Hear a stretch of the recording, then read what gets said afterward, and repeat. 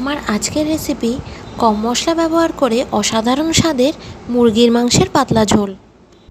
এটা আপনারা ভীষণই ভালোভাবে তৈরি করতে পারেন, এটা আমার ধারণা, কিন্তু আমি কিভাবে বানাচ্ছি সেটা আপনাদের সাথে শেয়ার করছি। এখানে 750 গ্রাম চিকেন নিয়ে পরিষ্কার করে ধুয়ে রেখে দিয়েছি। এখানে বড় সাইজের আলু অর্ধেক করে কেটে নিয়ে তেল গরম হতেই নুন আর হলুদ দিয়ে ভালো করে আলুটাকে একটু কড়া করে ভেজে নিচ্ছি। খুব বেশিক্ষণ কিন্তু আলু ভাজার প্রয়োজন নেই। এদিক ওদিক করে আলুটা দুদিকই ভাজা হয়ে গেছে। এবার আলুগুলো আমি তুলে নিচ্ছি একটা পাত্রে।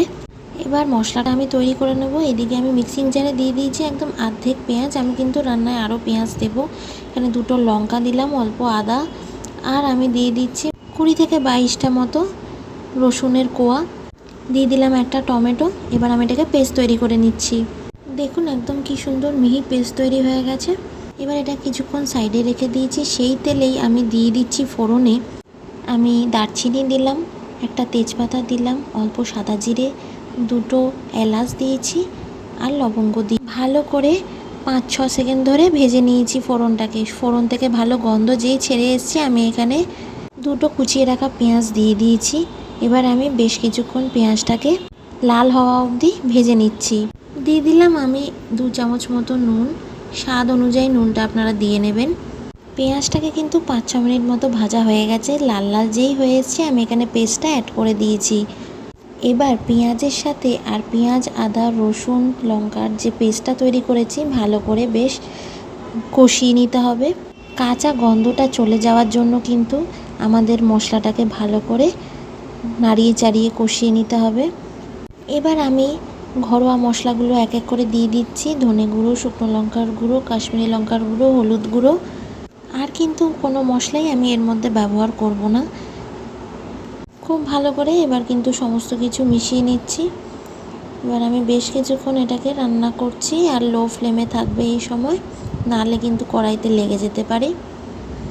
মশলা কিন্তু যত ভালো করে কষানো হবে তত কিন্তু এর থেকে তেল বেরোবে। দেখুন আমাদের কিন্তু রঙটা কি লাল হয়ে।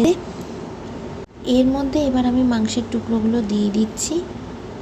মিনিট 3 সময় ধরে কিন্তু লো ফ্লেমে মাংসটাকে কষিয়ে নিতে হবে। মাংস কষানোর উপরেই কিন্তু স্বাদটা নির্ভর করে। যত ভালো কষানো হবে তত মাংসের ভিতরে যে মশলাগুলো দিয়েছি সেগুলো ভালো করে ঢুকে যাবে। মাংস খেতে কিন্তু জুসিও হবে। সব কিছু ভালো করে মিশিয়ে দিয়ে কিন্তু আমি ঢাকা দিয়ে রান্না করছি। ঢাকা দিয়ে দিয়ে কিন্তু আমি মাংসটাকে কষাতে থাকবো। আর এইভাবে রান্না করলে কিন্তু মাংস আর মশলা থেকে অনেক জল বেরোয়, আর মাংসটাও কিন্তু একদম সুসেদ্ধ হয়। এই রান্নায় তো আমি মাংসের জল ব্যবহারই করিনি, কারণ মাংস থেকে এতটাই জল বেরিয়েছে সেটা আপনারা দেখতেই পাচ্ছেন।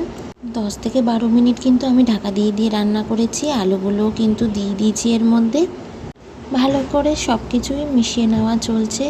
মাংস অনেক কষিয়ে নেওয়া হয়েছে ঢাকা দিয়ে দিয়ে। আলুও নরম হয়েছে, মাংসও নরম হয়েছে। এবার আমি দিয়ে দিচ্ছি শাহি গরম মশলা। আমার রান্না হয়ে গেছে, গ্যাসের ফ্লেমটা অফ করে দিয়েছি। মাংস কিন্তু একদম সুসেদ্ধ হয়ে গেছে। একদম ঘরোয়া পদ্ধতিতে অল্প উপকরণ দিয়ে কিন্তু এইভাবেও মাংসের ঝোল রান্না করা যায়। এবার আমি গরম ভাতের সাথে কিন্তু এই মাংসের ঝোলটা সার্ভ করছি। রেসিপি কেমন লাগলো অবশ্যই আমাকে জানাবেন কমেন্ট সেকশনে। ভালো লাগলে শেয়ার করবেন, আর চ্যানেলে নতুন হলে অবশ্যই সাবস্ক্রাইব করবেন। আপনারা কিন্তু ভালো থাকবেন, সুস্থ থাকবেন, সাবধানে থাকবেন। দেখা হচ্ছে একটা নতুন ব্লগে।